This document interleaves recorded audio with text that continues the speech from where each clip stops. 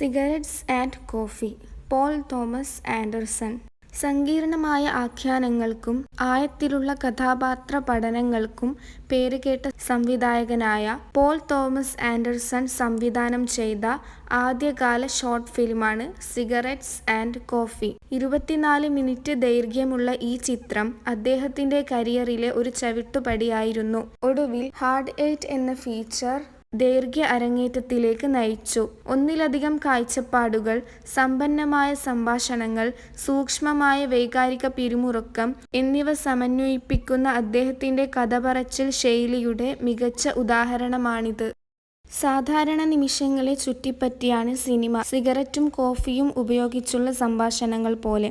എന്നാൽ ഉപരിതലത്തിനടിയിൽ അത് മനുഷ്യ ഇടപെടലുകളുടെ സങ്കീർണമായ ഒരു വല നെയ്യുന്നു. വ്യത്യസ്ത കഥാപാത്രങ്ങളെ ബന്ധിപ്പിക്കുന്ന ഒരു $20 ബില്ലിനെ ചുറ്റിപ്പറ്റിയാണ് കഥ വികസിക്കുന്നത്. ഒരു മധ്യവയസ്കൻ പ്രായം കുറഞ്ഞ അസ്വസ്ഥനായ ഒരു കൂട്ടുകാരന് ഉപദേശം നൽകുന്നു. പ്രശ്നകരമായ ദാമ്പത്യം നേരിടുന്ന നിരാശനായ ഭർത്താവ്, പശ്ചാത്തലത്തിൽ പതിയിരിക്കുന്ന ഒരു നിഗൂഢ കൊലയാളിയെപ്പോലെയുള്ള ഒരു രൂപം തുടങ്ങിയവയാണ് കഥാപാത്രങ്ങൾ. ജീവിതങ്ങളുടെയും വിധിയുടെയും ചെറിയ തിരഞ്ഞെടുപ്പുകളുടെ ഭാരത്തിന്റെയും പരസ്പര ബന്ധിതത്വമാണ് സിഗരറ്റ് ആൻഡ് കോഫിയുടെ കേന്ദ്ര പ്രമേയം. നിസ്സാരമെന്ന് തോന്നുന്ന സംഭവങ്ങൾ എങ്ങനെ ആഴത്തിലുള്ള അനന്തരഫലങ്ങളിലേക്ക് നീങ്ങുമെന്ന് ആൻഡേഴ്സൺ പര്യവേക്ഷണം ചെയ്യുന്നു.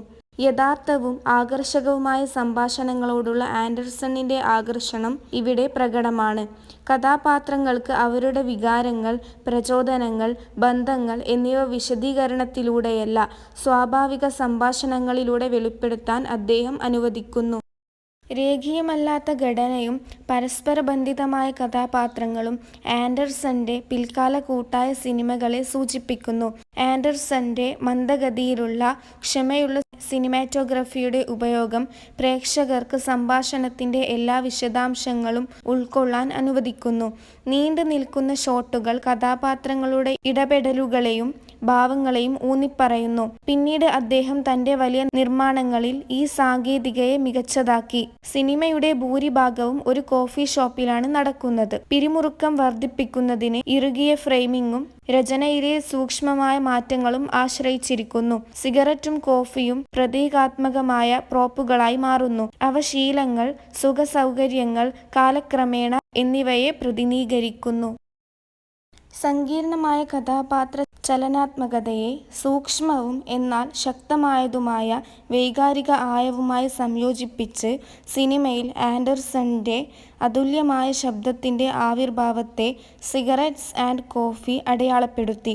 സിഗരറ്റ്സ് ആൻഡ് കോഫി ഒരു ഷോർട്ട് ഫിലിമാണെങ്കിലും പോൾ തോമസ് ആൻഡേഴ്സണിന്റെ പല പ്രധാന സിനിമാറ്റിക് ട്രേഡ്മാർക്കുകളായ മൂർച്ചയുള്ള സംഭാഷണങ്ങൾ, പാളികളുള്ള കഥപറച്ചിൽ, ആകർഷകമായ കഥാപാത്രങ്ങൾ തുടങ്ങിയവ ഇത് സംഗ്രഹിക്കുന്നു.